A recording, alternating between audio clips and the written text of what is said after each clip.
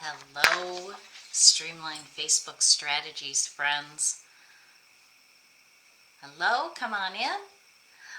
We're here for the End 2021 Strong, although I know it's still early September, but this really is such a great time to start planning for the last quarter of the year. So come on in. Let me know you're here. If you would, post in the comments. Hopefully I can see those. That seems to be a sometimes an ongoing struggle for me, seeing the comments. There we go. So just let me know you're here, whether you're watching the replay or you're here live. Just want to thank you for coming in. As I mentioned, we're going to be talking about ending the year strong, and there's no better time to plan for the fourth quarter of the year. Really thinking about those last few months, things can be a little hectic during that time, so September's a great time.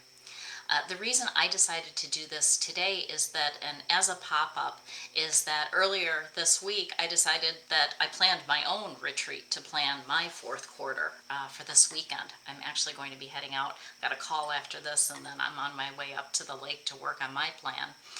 And I thought, yeah, as many of you know, I run these quarterly and annual planning sessions. I've got some quarterly sessions coming up for fourth quarter, and it's always important for me to do my own planning in advance so that I'm really on the same page as the participants. And I like to change things up a little bit, so I look for some creative ways to support them during those programs.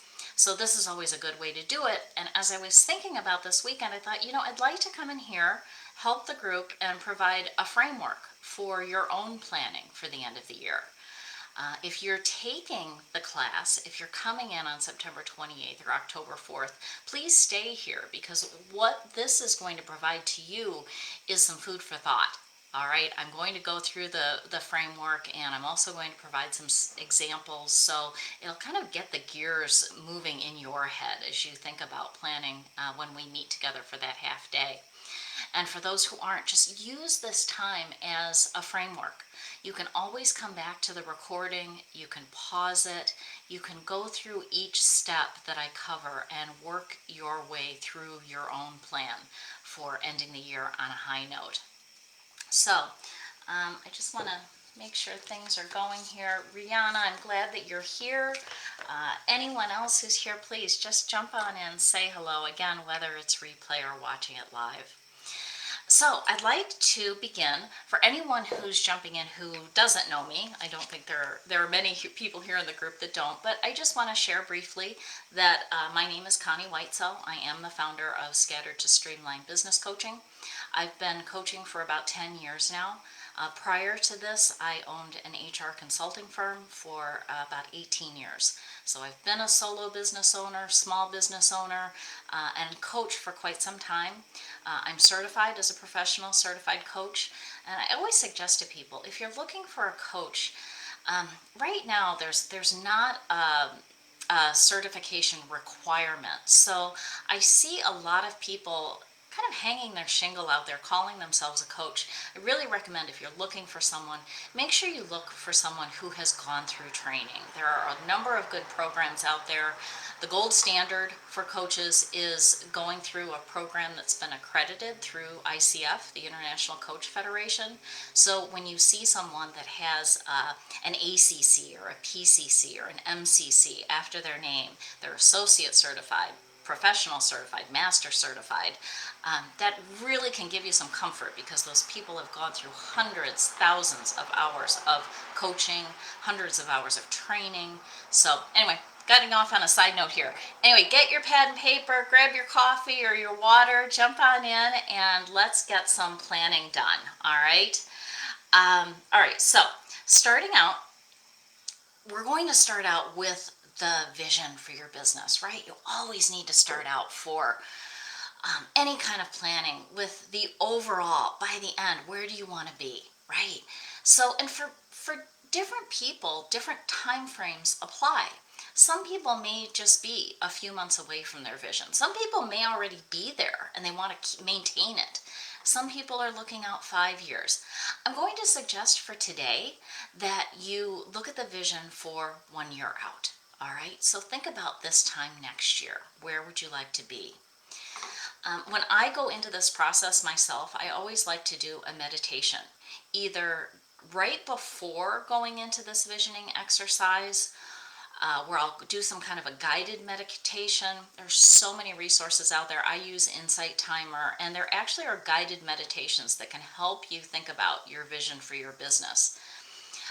Or just set the timer to sit and quiet yourself and think about some things like who you want to be working with.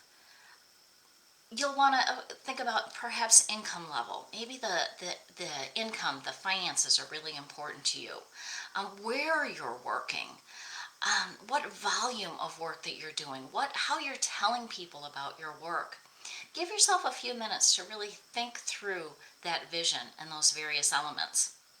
I had a good time yesterday. I was doing a kickoff session with one of my clients, and when I initially meet with clients, we go through this process one-to-one. And we were talking through her vision, and it was so interesting because, again, it's different for every person. And what she was coming up with were things that I never would have anticipated. Like, she was pretty clear. Now she's in her late 50s, early 60s. She's starting a business somewhat late, but she is an amazing interior designer. So she's launching this business, and she said, I love my lifestyle. I would be happy if I had 3 clients at one time. Working on small projects, 1 to 2 rooms. She even got so specific. She said, I have a client right now in Bend, Oregon. Now, this client lives in the Los Angeles area, in Pacific Palisades. She's not in Bend, Oregon, but she loves Bend, Oregon. And she's like, I want to work with this woman, with her friends, with her associates. I love the lifestyle there. People are out, they're having fun, they're active. They love beauty, but maybe they don't have an eye for it, or maybe they're not interested in creating that, but they want to live in a place of beauty, and she can create that for them. So it was just fun talking about. She said, I only want to be 1 flight away from my clients. So some kind of unique things. So I really encourage you, as you're going through and thinking about the vision for your work, think about all of those different aspects, anything that can be involved in that. What's important to you? This is your business, no one else's. So that's what's most important. So take that time, do the meditation to get you into that state of quiet. Close the doors, turn off the notifications. It really is a gift to yourself to do that.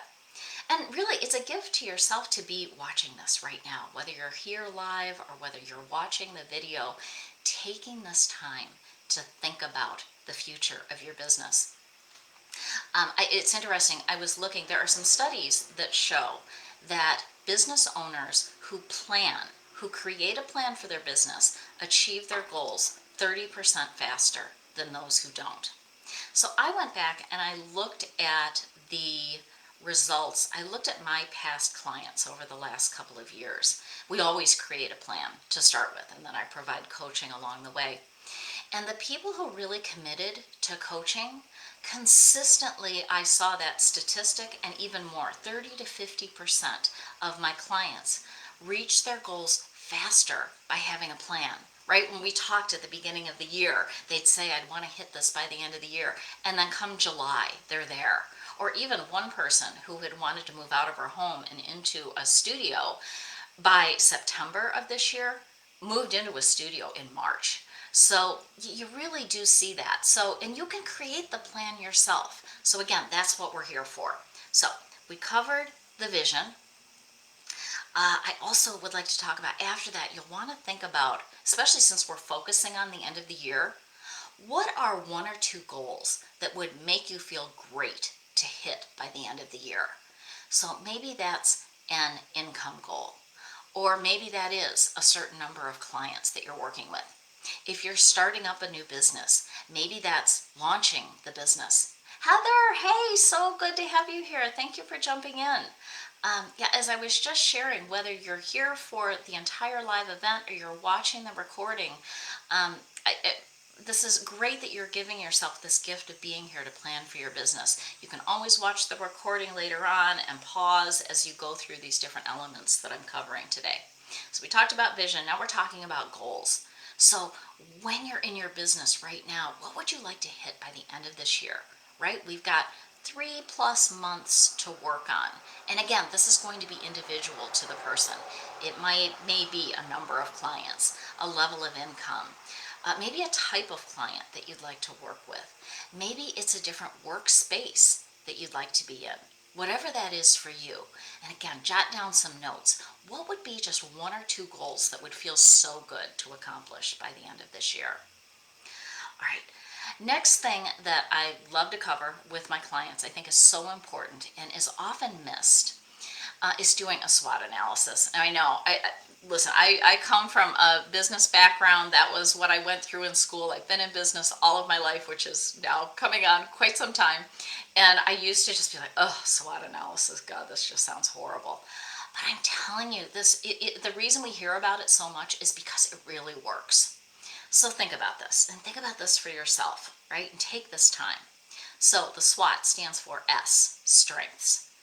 You'll want to think about, what are your strengths, your skills, your knowledge? What are you really good at? And even as you're writing these down, I think sometimes other people know your strengths better than you do. So talk with somebody who's a trusted friend, maybe a trusted client or customer, and ask them what they see as your strengths. And the reason you want to do that is, as you're creating your plan and as you're going forward in your business, you want to make the most of those strengths, right? You want to emphasize those. Those are what you're really good at. So that's what you really want to bring forward in your work, right? All right, so the W is weaknesses. So where do you fall? Maybe back a little bit, and you're not quite where you'd like to be. It may be, for some people it's technology that really can flummox them. I know in some aspects that will do it for me. But there may be anything. Maybe someone's an introvert and they don't feel comfortable going out and networking, and that's something that's important to the development of their business. Whatever it is for you, sit down and just take that time to jot down what you see as your weaknesses. And the reason why you're doing that is that when it comes to your planning, you're going to want to figure out a way to address those weaknesses. We don't want to just put a blind eye to them, right? So it may be that in your plan you want to do something to improve your skills in this particular area. Or maybe that's a time it's something that you need to delegate and have somebody else take over, because you just absolutely can't stand doing this particular task or skill or activity, so we get somebody else to take that on for us. So, but we need that awareness, right? So you'll review your strengths, you'll review your weaknesses. Opportunities. Gosh, you never know what kind of opportunities are going to come up for you. But at this point, you may be aware of some that are here in your future, right? So for me, like I was saying, I'm going on my planning weekend this weekend. And a recent opportunity that's come up for me, we've just, as some of you know, we've recently purchased a lake house on Lake Ontario, about 40 minutes from here. And that was part of my overall vision. But as a result of that, the mayor of the town that we moved to, Wilson, has reached out to me because he'd like me to be involved in some of their small business development up in Wilson, New York. I mean, how exciting is that? And it somewhat came out of the blue. It was a result of connecting on social media, meeting through the prior owner of the home. So for me, I'm going to do some planning around that. But what about you? What kind of opportunities do you see coming up for you? And you want to make sure that you make the most of those, right? All right, and the fourth, the T is threat, or I like C a little bit better, challenge. So those are external circumstances that affect us and our business. So as everyone's been affected by, of course, COVID, the pandemic, and now thinking about, as we're going into fourth quarter, and in some areas things are getting worse, things are starting to shut down again or be limited. How do you adjust your business to that? So many businesses have had to be so nimble over the last year and a half, and that's been a big challenge, a big threat. But again, you don't want to put a blind eye to it.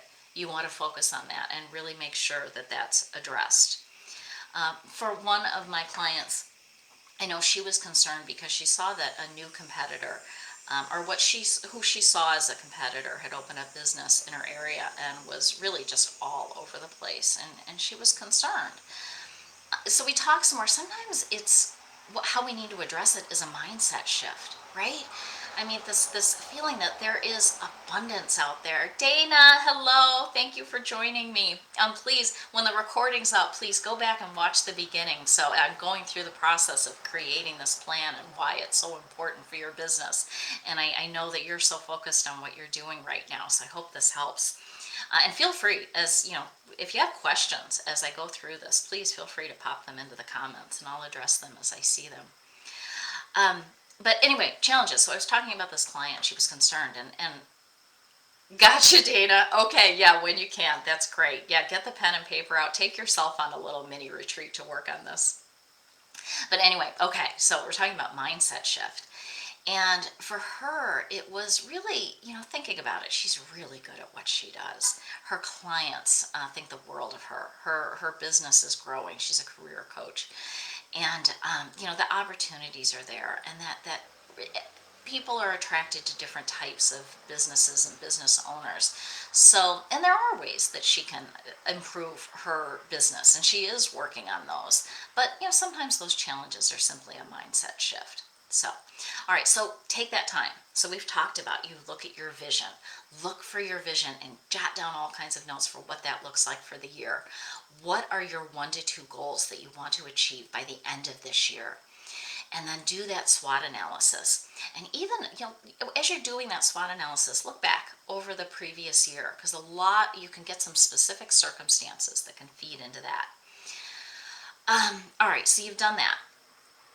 The next step that I always do, this is whether I'm with a new client in a kickoff session one-to-one, and when we do that, it's so much fun because I'm old school, so I've got those big old flip charts and they end up all over the wall because we want to get all these brilliant ideas that you have out of your head and down on paper, right? So we get it out and then we can figure out where the priorities are, where we need to focus, what can wait a little bit, create a timeline.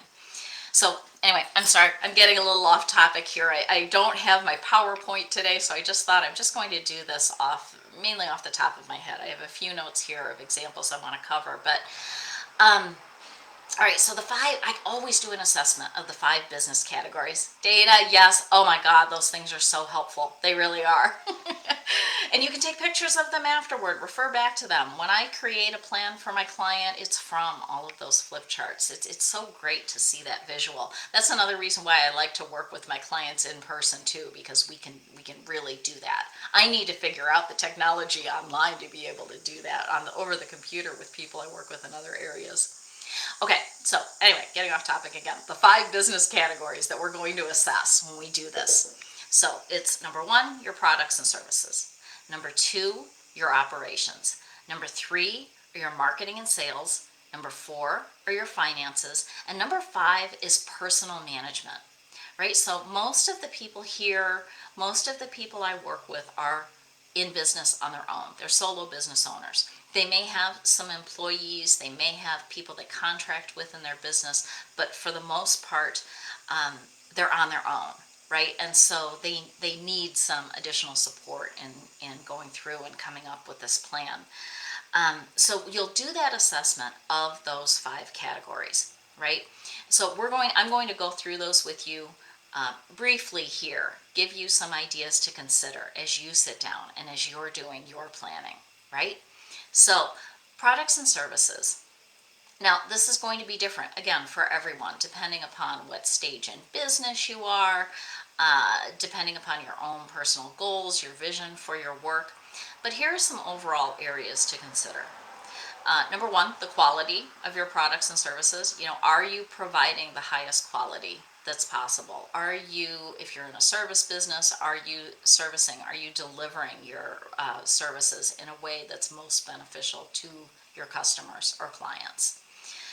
Also consider packaging. How are your services or products packaged? Are they packaged in a way that's most appealing to your clients and that really works for you? Pricing is such a big area.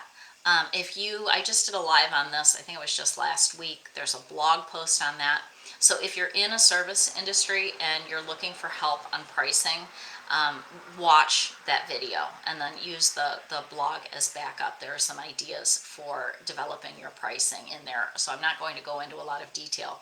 But if you know that you need to either set your pricing or adjust your pricing, make sure that that's part of your plan. Again, that's a big area that comes up quite a bit. Another thing, and I keep coming back to pricing because this keeps coming up with my clients and packaging. One of my clients is a consultant, and she wanted to be able to provide multi-levels of services to her clients. So, and you'll see this often with service providers. So she does the one-to-one consulting. She's got her packages all set for that. But she wanted to have two more tiers. She wanted to have a group program, and she wanted to have an online program that is just not live, but they can go in and watch the recording. So part of her plan is helping her to create those other tiers of services that she's able to offer. So when you think about your products and your services, what I'd ask you to do is rate your business, rate yourself in this area on a scale of 1 to 10. 10 being they're the best they can be, they don't need any improvement at all, and 1 being you're really in the initial, very, very initial development stages. You need to do your you need to do your research, you need to do your development, all of that. So most people are falling somewhere within that range. But I'd ask you to consider for your products and services and those different aspects of your products and services, or anything else that comes up for you.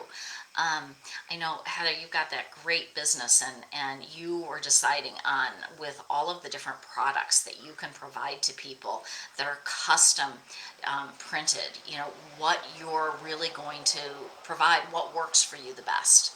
So anyway, products and services. You've done the assessment. You've rated yourself on a scale of 1 to 10. And then what I'd like you to come up with is just one objective in this category that you'd like to achieve by the end of the year. And there may be all kinds. You may have several that come to mind as you're jotting notes.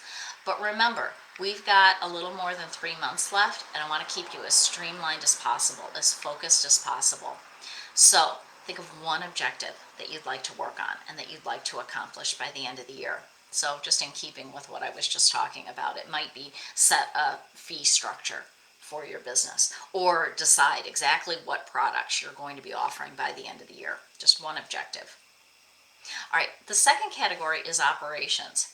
And here is where you're going to consider the people who help you, the human resources, technology, your physical space and equipment, and your systems and processes. So it was funny, I was going over this, like I mentioned yesterday, with the interior designer I was working with, and I had sent her an outline ahead of time, and she's like, HR, I'm not going to have any employees. No, skip that. Like she was dead set against working with people. And I said, well, think about it. It doesn't necessarily mean clients. You needed help from somebody to pull your website together. You needed help with somebody on the accounting aspect of things. I'm working with you as your coach. I'm sure there are other people. So when you're thinking about people support, it's not just employees, it's key advisors, it's contractors, any person who may help you, be virtual, in person, whatever that might look like. The technology. I know I work with a few photographers, and technology is always changing. So sometimes in their operation category, it's keeping up on, maybe it's the latest equipment or the latest technologies. Some have wanted to move into a different space for their work, that kind of thing. That all falls under operations. Systems and processes, these are so important. And I see this more as people have progressed in their business. So as an example, one of my long-term clients, I work with a lot of financial advisors, and the one I'm thinking of right now, he's doing really well. He's been in business probably 18 years. He's been doing this work, really good at it, really successful, but he's been on his own, and he's reached a point that for him to reach the next level, he's got to get help. Right now, he's spending probably 50% of his time on paperwork, on phone calls, just follow-up things. So, or he was when we first started working together. And for him, it was so important to get support. He needed an in-person assistant. So did that. It's been a huge help to him. But then also, standard operating procedures. There are things that only he knows how to do. So he's got to get those down on paper. Those things that you do, the same things over and over again, they need to be down on paper because so many of those processes can be handed over to someone else. Or there may be some kind of technical platform that can take over that type of work.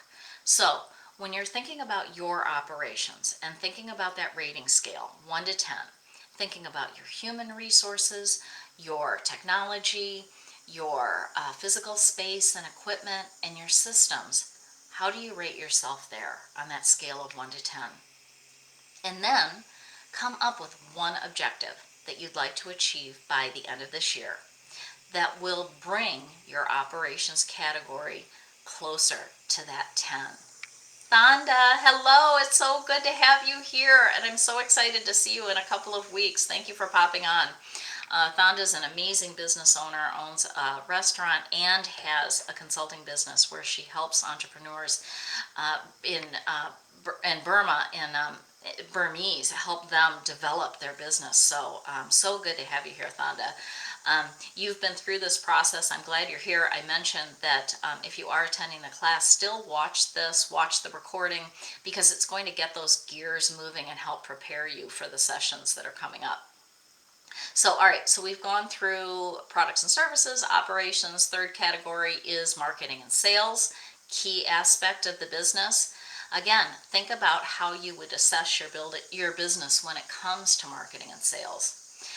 In my programs, I always talk about, oh, bye Dana, thank you for joining us, the Pareto principle, the 80-20 rule. This applies in so many aspects of our life and business. This comes up all the time. And what this means is that 20% of our inputs lead to 80% of our results. So in applying this to marketing, what that means is typically there are just a certain few activities that you do that lead to the majority of your business that comes in. So oftentimes I see business owners spreading themselves way too thin.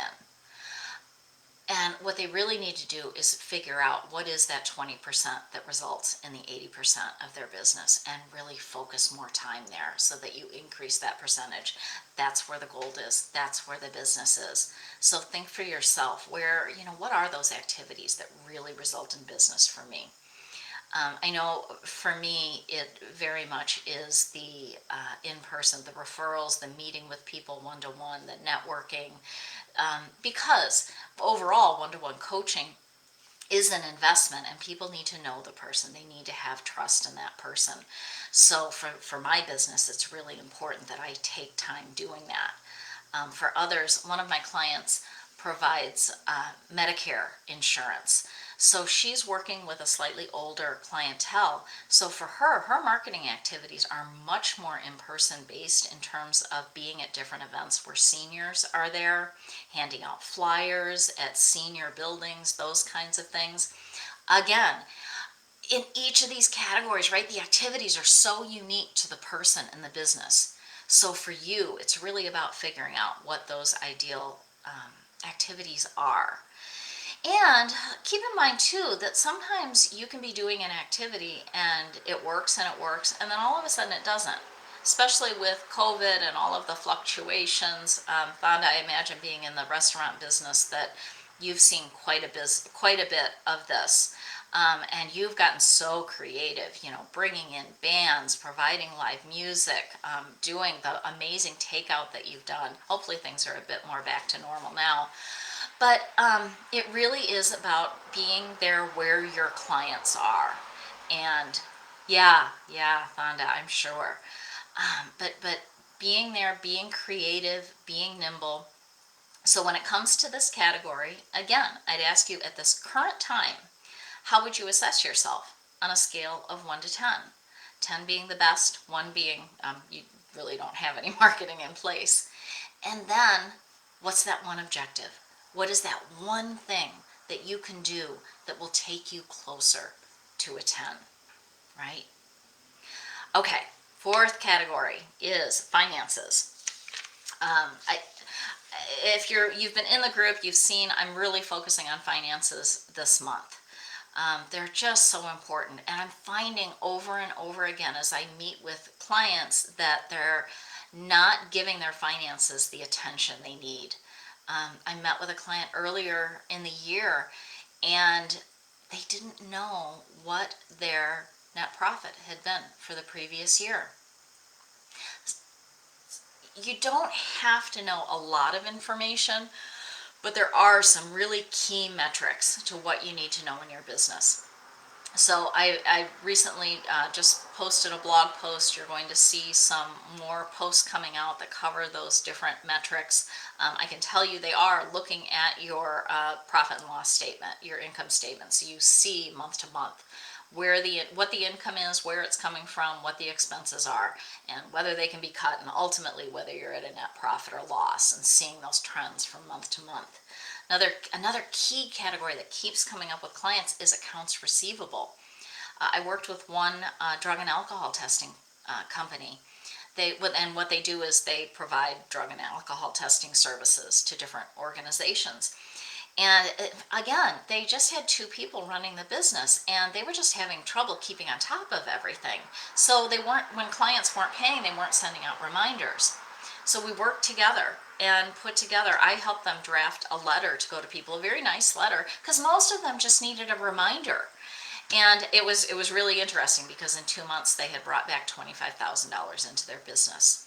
So think about those different aspects of finance. On Tuesday, we've got Nicole Overcamp coming in. She is the business finance guru. So she's going to talk about different financial challenges. Come in, join us for that. I'm sure there's going to be so much value provided there. All right, so just thinking about your business now. Again, scale of 1 to 10 for your finances. How would you rate yourself in keeping on top of those important metrics, on keeping on top of your accounts receivable, having a way of tracking your finances and reviewing them? How would you rate yourself? And then, of course, again, what is one objective in finances that you'd like to accomplish by the end of the year that would feel really great? All right, and the fifth and final category is personal management. I include this specifically for my clients because most of them, again, are solo business owners or they're sales professionals, right? Like the financial advisor that I met, where they're responsible for their own book of business within a larger organization. So I consider them business owners. When you are on your own, there's so much to keep on top of, and keeping yourself motivated, productive, consistently productive. Sometimes that can be a chore. Taking care of yourself.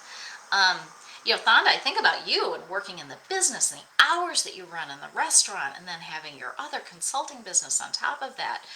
For people that are doing that, they need to be really purposeful in taking care of themselves and their health and making sure, because of course that's a foundation to everything.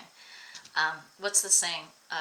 A person who has their health has 1,000 dreams. A person who does not have their health has one, right?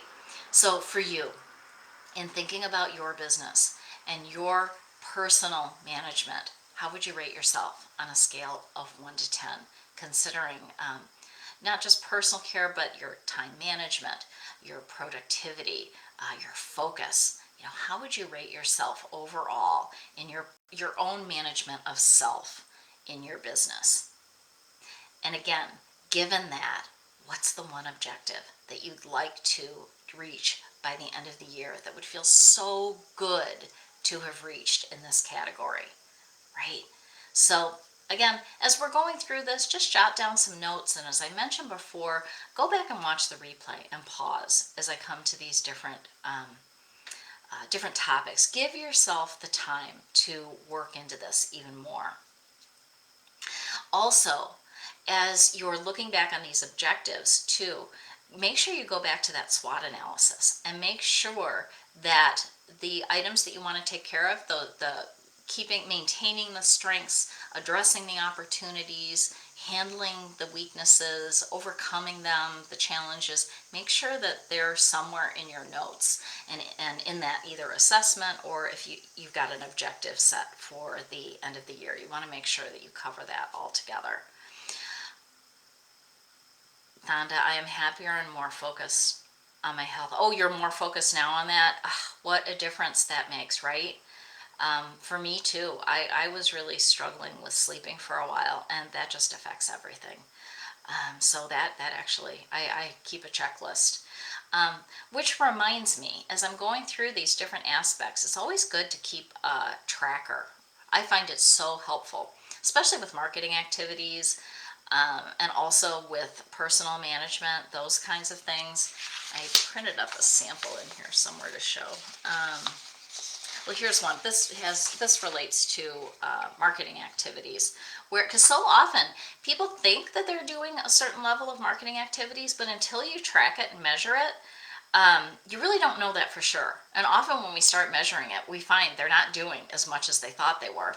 So I always, with my clients, I offer this activity points system. Let's see if you can see it here, where it's got the days of the week and it's got different activities that are important to the client. It's tailored to the client, and it's got a point system to it. It's weighted depending upon which activities result in more business. And we'll set up a system where they go for 25 to 30 points a week. And then it's a shared Google Doc, so we can go back and forth. I can help provide support. You can do this yourself. You can set up these kinds of activity trackers for any of these aspects of your business, but I do find it's most helpful when it comes to marketing and to personal care. So something I just wanted to mention to keep in mind. All right, so you've got your vision, you've got your 1 to 2 goals for the end of the year, you've got your 5 objectives. We've covered the 5 categories. Now, if you want, you can expand in 1 or 2 of those areas. What I typically find with my clients is that there are usually 2 or 3 of those 5 categories that need more work. It's not typical that everything is at the same level. Everything needs work. So it may be that you have 2 objectives in marketing and none in products and services, or maybe you have overall 5 to 7 objectives, whatever that is. My point is, keep things simple, keep things focused and streamlined. As you go beyond that, your focus is spread out, your activities are spread out, you're less likely to achieve those goals and those objectives within those categories. So that's why I suggest those numbers. All right, so now we want to create your action plan in each of these areas, right? So go to the category of those 5 categories: products and services, operations, marketing and sales, finances, and personal management. Go to the one that you think needs the most amount of help. We're going to start there. That's going to be the focus to start with, because that needs the most attention. And what I'd like you to do is take that objective and start chunking it down into action steps, right? Into the very smallest step that you can take and give it a due date. Now, I'm going to show you a sample that I use with my clients, but you don't have to use this. It's just an illustration of breaking things down into the smallest chunk. So this, I know some of you have, I'm not doing this very well, have seen this before. I haven't figured out the screen share with Facebook yet without going on Zoom. But basically, you'll put the business category at the top. So say it's marketing and sales that needs the most work. That'll be right there. Then you'll put that objective that you've come up with. And then you'll start breaking it down. Now, I'm not saying you'll use all of this, but just, the point is to keep breaking these down. So as an example, my financial advisor client right now. So certifications are so important to his business, but that's the part that he really likes the least. He's busy doing other things. He really enjoys working with the clients, but those certifications are really important to him. So one of his objectives that we talked about recently was obtaining a particular certification, actually by the end of this month. So that's the objective. And then we have several strategies under that, right? We chunked it down, because you want to just be able to check those things off the list, right? So for him, first strategy was, I think, schedule the exam.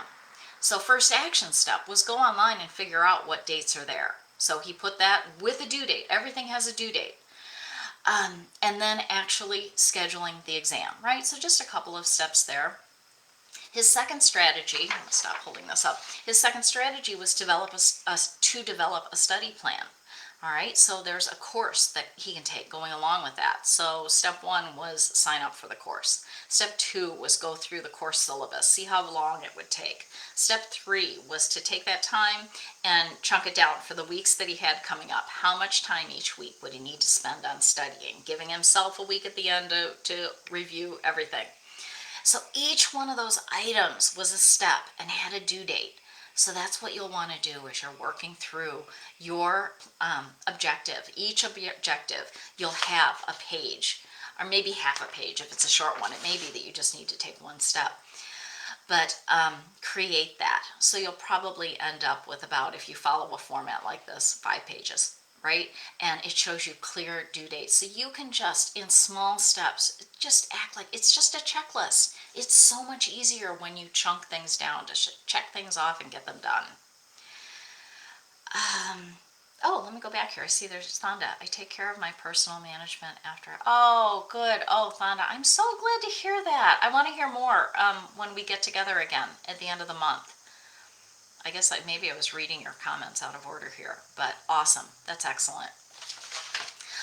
Okay, so just getting back to the action planning. So you start with that most important category, that number one objective, and work your way through it.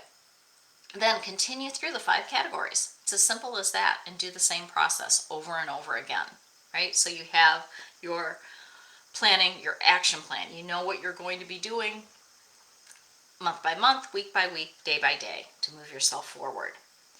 All right, and then the final step in all of this is creating your timeline.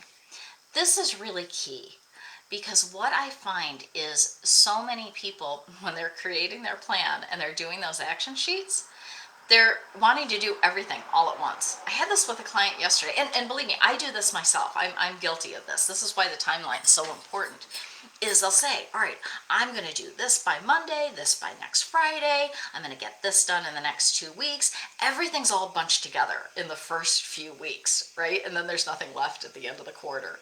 So this timeline is so helpful for balancing out this time. So I'm going to show you a couple of examples here. This one is just an Excel sheet. I hope this is coming through. I need to figure out how to screen share on, there we go, on Facebook. So across the top, we've got the different months. So while we're still in September, I want to include that, even though we're not in Q4 yet. But then we've got the other months there. And then you'll see we have the 5 categories on the vertical axis. So what you'll do is just go through here and fill in, based on the action steps, what you're doing in September for products and services, what you're doing in October, so on and so forth. And what's going to happen is, as soon as you do that, you're going to find that September is completely filled up, and October's pretty busy too. And then you'll realize that you've got 2 weddings to go to, and you've got a friend coming in to visit, and you know, you've got multiple obligations going on, business plan, you know, business events, things like that. And you're going to go, whoa, I can't do this. So that's why these are so helpful. That's where, especially in Excel, it's so easy. Move some activities out just a little bit. You have 4 months to work on these objectives. You've got time, so give yourself some time. Make sure that you can be really focused on these different aspects as you work your way through.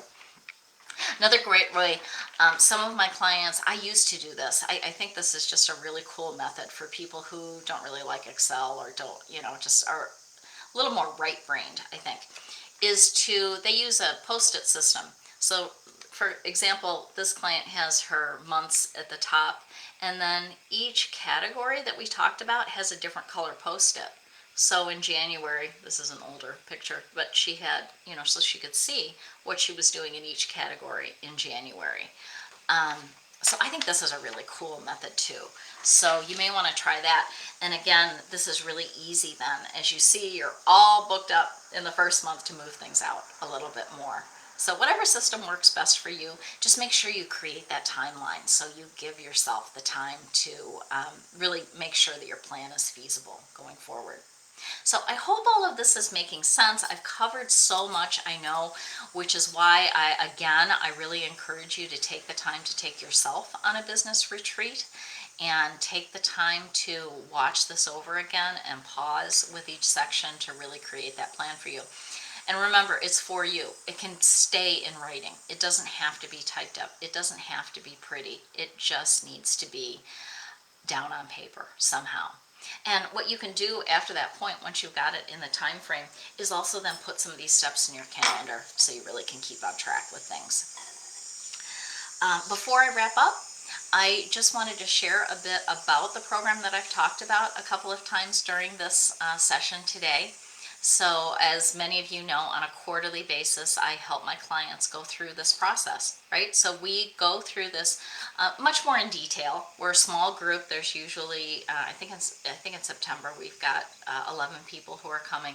We meet together on Zoom and we go in depth through this process. And I help people go through any questions they have, work through this entire process. So providing that support along the way. I provide templates, these sheets that I've shown you, they get fillable templates to work with. Another thing I just love about this is the group comes together and they help each other, right? None of us is an expert in the other person's business. I'm not either. But together, we can come up with some really creative ideas for people, even if we're in completely different industries. So I think that's a really nifty thing about the group program. So I wanted to share that we have that coming up. It's a half day. The September 28th one is filled up, but the October 5th one I recently opened. October 5th, it's a Tuesday. It goes from 9 until 12:30. And then there's a follow-up day, because I want to make sure after we take this time, and there is time given during this half day, I give breaks for people to work on their plans. So at the end of the day, they do walk away with a draft. But then also we have a follow-up meeting toward the end of the week, optional, where people can attend if they have questions to just kind of fill in their plan. And there's also surprises involved, because I want to make sure that people complete their plan and they know what they're going to do moving forward into the quarter. So I have that coming up October 5th. The early bird pricing on that ends on Tuesday. It's $199 right now. It's a great deal, even at the regular price of $299. But the $199 is good until the end of the day, this coming Tuesday, the 14th. So I wanted to make sure you were aware of that. If you enjoy this process and you'd like to go do a deeper dive into this and create a formal plan. But like I said, even if you don't, you've got the framework for it here. So then just a few other things that I wanted to mention. Number one, you've got your plan. Make sure you review it on a regular basis. This is not supposed to be a static document that is a one-time thing, right? You'll want to look at this. I look at mine every week. Some people prefer to look at them every month. But give them an update, especially on those action steps. Cross things off. That feels so good. Add additional steps as you work your way through the process. Measure your progress toward your goals. You really want to make sure that you're consistently reviewing and updating the document, thinking this through. And then finally, there is an old African proverb that says, I'm probably going to butcher this, but it's something like, as you pray, move your feet. And I love to tailor that a bit to this process and say, as you plan, move your feet, right? So it's really easy sometimes, especially for people who like planning, like me, to really take the time and just get so wrapped up in the planning that that's all the time that we're taking. Remember, it's so important to be taking action along the way, right? So as you plan, move your feet. All right, that's what I've got for you here today. As you're doing this, again, if you're watching the replay or if you're here live and you're watching it again later, if you have any questions at all, go ahead and post them in the comments, send me a direct message, or we can set up a call and I can help you work through the process. I offer free 45-minute brainstorming sessions, and I'm happy to meet with you on any particular question or issue or challenge you may be facing, or even just to catch up and talk about the great things that are happening in your business. I know so many people here in this community are really doing so well in their businesses, and I'm thrilled for for you. It's heartwarming to see success stories all over the place with regard to small businesses and especially solo business owners and sales professionals. It warms my heart. So thank you for being here, and have a great weekend. I'm going to be off on my retreat myself, so I'm very excited about that. So excited about seeing the groups in September and October. Fonda, you're so welcome. Love you too, and especially can't wait to see you again in the class coming up. All right? All right, take care, everybody. Bye-bye.